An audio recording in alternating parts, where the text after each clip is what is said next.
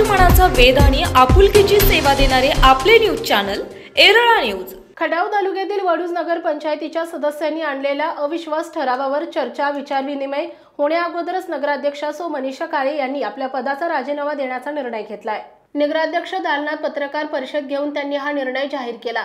यावेळी काही सदस्यांनी त्यांच्यावर मनमानी आणि निष्क्रियतेचे केलेले आरोप बिनबुडाचे असल्याचं सांगितलं। तसेच कचऱ्याचा गंभीर विषय असल्या कारणानंच राजीनामा लांबल्याचंही त्यांनी यावेळी जाहीर केलं। यावेळी बोलताना सौ काळे यांनी सांगितले की आपण स्वतःच्या ताकदीवर प्रभाग क्रमांक 2 मधून अपक्ष म्हणून निवडून आलो आहोत। त्यावेळी राष्ट्रवादी काँग्रेसचे नेते प्रभाकर देशमुख यांच्या माध्यमातून आपणास नगराध्यक्ष पदावर काम करण्याची पहिल्यांदा संधी मिळाली। मात्र या पक्षाबरोबर राहून विकास कामे होत नसल्याच्या कारणावरून भारतीय जनता पार्टी बरोबर जाण्याचा निर्णय घेतला।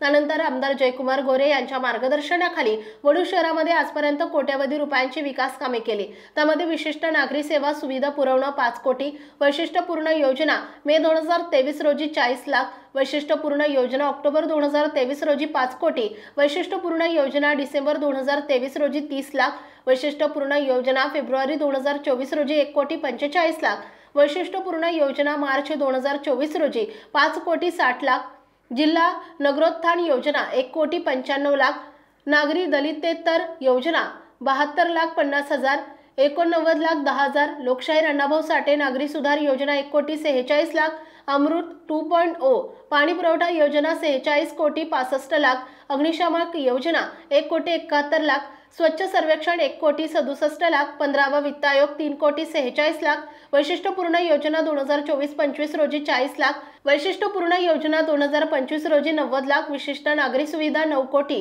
भुयारी गटार योजना 5 कोटी 20 लाख, जिल्हा नगरोत्थान योजना सन 2024-25 2 कोटी 5 लाख, नागरी दलितेतर योजना सन 2024-25 ला 1 कोटी 3 लाख, लोकशाहीर अण्णाभाऊ साठे नागरी वस्ती सुधार योजना सन 2024-25 ला 1 कोटी 1 लाख अशी एकूण 145 कोटी 7 लाख रुपयांची कामे आपल्या कार्यकाळात झाली आहे। आपल्या कार्यकाळात कोट्यवधी रुपयांची विकास कामे झाली। यापैकी अनेक महत्त्वाच्या कामाची भूमिपूजने, उद्घाटन, शुभारंभ, लोकार्पण सोहळे पक्षाचे नेते नामदार जयकुमार गोरे यांच्यासह बहुतांशी नगरसेवक तसेच शहरातील मान्यवर कार्यकर्ते तसेच जनता जनार्दनाच्या उपस्थितीमध्ये पार पडले। असं असताना आपल्यावर निष्क्रियतेचे आरोप करणाऱ्यांची क्यू करारशी वाटते असेही त्यांनी यावेळी सांगितले। नामदार जयकुमार गोरे यांच्या मार्गदर्शनाखाली आपण सर्वांना बरोबर घेऊन काम करत होतो। लोकशाहीमध्ये सर्वांनाच पद मिळण्याची अपेक्षा असते, मात्र पदाची महत्त्वाकांक्षा आणि वैयक्तिक लालसेपोटी काही सदस्यांनी टोकाची भूमिका घेत आपणाविरोधात व्यक्तिगत आरोप केल्याबद्दल नगराध्यक्षा सौ काळे यांनी तीव्र नाराजी व्यक्त केली आहे।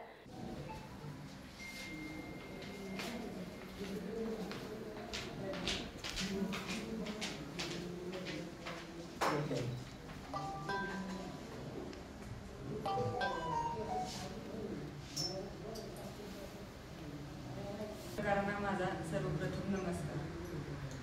आज मी नगर पंचायतीमध्ये सर्व पत्रकारांना बोलून पत्रकार परिषद घेण्याचं कारण हे आहे की आज दिनांक 7/3/2025 रोजी मी नगराध्यक्ष पदाचा राजीनामा देण्यासाठी कलेक्टर ऑफिसला जाणार आहे। तत्पूर्वी मला तुम्हाला जे गेल्या काही दिवसांपासून माझ्यावर जे आरोप होत होते त्याचं मला स्पष्टीकरण द्यायचं किंवा खंडन करायचं। गेल्या अडीच वर्ष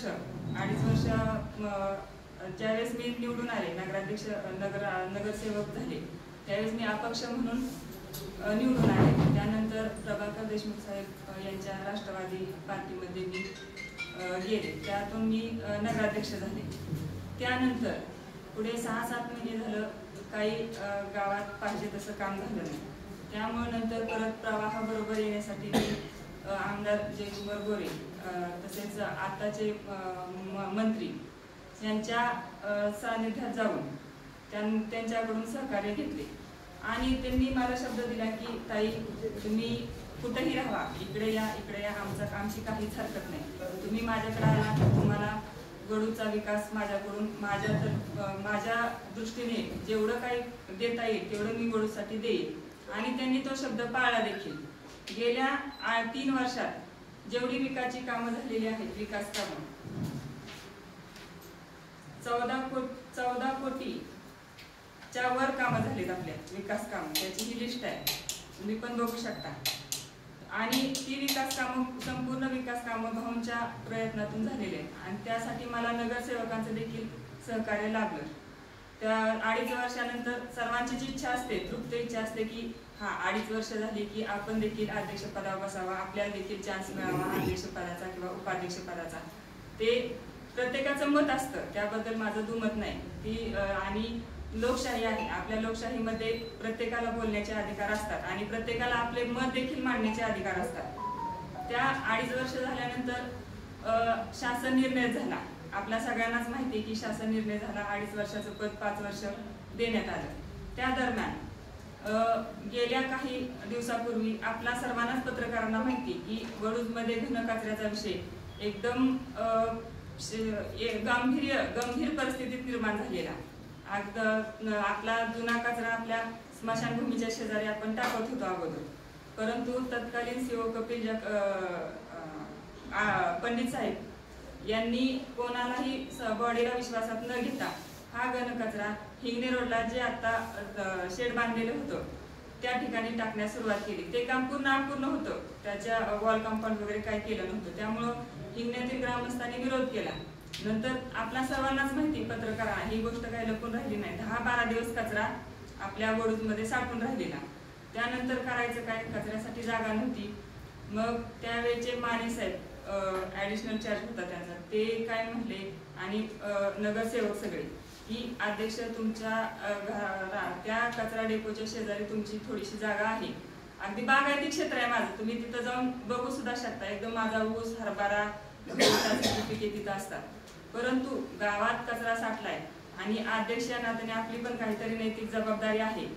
हा सगळा विचार करून ठीक आहे, 1 महिनाभराच्या बोलीवरती हा कचरा तिथं टाकण्यात आला. परंतु 1 महिना झाला, 2 महिने झाले, आता जवळपास 2 वर्ष होत आली, परंतु तो कचरा काय तेथून निघाला नाही. पर्याप्त जागा आपण शोधण्याचा प्रयत्न केला आणि ती मिळाली देखील. आणि त्याच्यावरती मिळाली म्हणण्यापेक्षा प्रोसेसमध्ये आहे, मिळती ना मिळती तो पुढचा विषय. प्रोसेसमध्ये आहे आणि लवकरात लवकर तिथं आपल्याला म्हणजे कचऱ्याचं काम देखील आपलं लवकरात लवकर त्या जागेचं पूर्ण होण्याची शक्यता आहे. आणि त्यासाठी भाऊंनी देखील लक्ष घातले ह्या गोष्टीमध्ये. तर माझा एकच विषय होता की मी 2 वर्ष झालं रवींद्र शंकर काळे माझे मिस्टर त्यांच्या नावावरती असलेल्या क्षेत्रात 2 वर्ष झालं कचरा टाकते. तर फक्त माझीच नैतिक जबाबदारी आहे का ही? म्हणजे प्रशासन, नगरसेवक, जे उपनगराध्यक्ष, नगराध्यक्ष, प्रशासक, नगरसेवक ह्या सगळ्यांची जबाबदारी आहे ना. मग एका महिन्याचा कचरा 2 वर्ष झालं पडतोय. तर भरपूर प्रयत्न केले, सीओना पण सांगितले की बाबासाहेब लवकर काहीतरी केलं पाहिजे आपण, कारण माझ्या दबावातल्या लोकांचा पण रोष यायला लागलाय माझ्यावरती तिथं. आता तुम्ही अजून किती दिवस कचरा टाकणार? मी त्यांना किती दिवस सांगणार? 1 महिना पुढे ढकलते, 2 महिना पुढे ढकलते.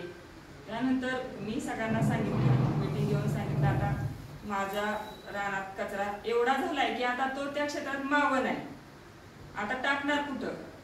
मग तुम्ही काहीतरी कचऱ्याचं म्हणजे बायोमायनिंग प्रोसेस करा किंवा काहीतरी करा. मग त्यासाठी आपण टेंडर काढले आणि आता टेंडर आज स्थायीमध्ये ओपन देखील होणार आहे. त्यापूर्वी मी मुंबईला 2 दिवसापूर्वी जाऊन भाऊंशी सविस्तर चर्चा केली ह्याविषयी. भाऊंनी देखील मला शब्द दिलाय की तुमचा नवीन नगराध्यक्ष निवड होईपर्यंत ह्या कचरा पूर्णपणे विल्हेवाट लावण्याची जबाबदारी मी घेतो. आणि त्यानुसार माझं फक्त एकच मत होतं, माझ्या जो रवींद्र शंकर काळे यांच्या रानात कचरा टाकलाय त्या कचऱ्याची तर विल्हेवाट लागली पाहिजे. नंतर करणार काय मी त्या कचऱ्याचं? आणि भाऊंनी शब्द दिलाय त्यानुसार आज स्थायीमध्ये टेंडर ओपन होणार आहे आणि 8 ते 15 दिवसात भाऊंनी सांगितलेल्याप्रमाणे तो कचऱ्याचं बायोमायनिंग होणार आहे. आणि दुसरा मुद्दा की माझ्यावरती काही नगरसेवकांनी आरोप केले की कार्यक्षम नगराध्यक्ष आहे किंवा भ्रष्टाचारी नगराध्यक्ष आहे किंवा ह्या नगराध्यक्षांच्या काळात विकास कामं खुंटली. तर विकास कामं कुठली खुंटली? विकास कामं जर खुंटली असती, आपले आमदार जयकुमार गोरे भाऊ मंत्री ते स्वतः येऊन त्यांनी प्रत्येक विकास कामांचे लोकार्पण सोहळे केले. आपल्या सर्वांनाच माहिती, ती काही लपून राहण्यासारखी गोष्ट नाही. आणि काही कामांचे भूमिपूजन सोहळे देखील. एरळा न्यूजसाठी प्रतिनिधी सूरज भांडवलकर, वडूज. आपल्या भागातील महत्त्वाच्या बातम्या पाहण्यासाठी आजच आमच्या एरळा न्यूज चॅनलला YouTube वर सबस्क्राईब करा आणि बेल आयकॉन प्रेस करा.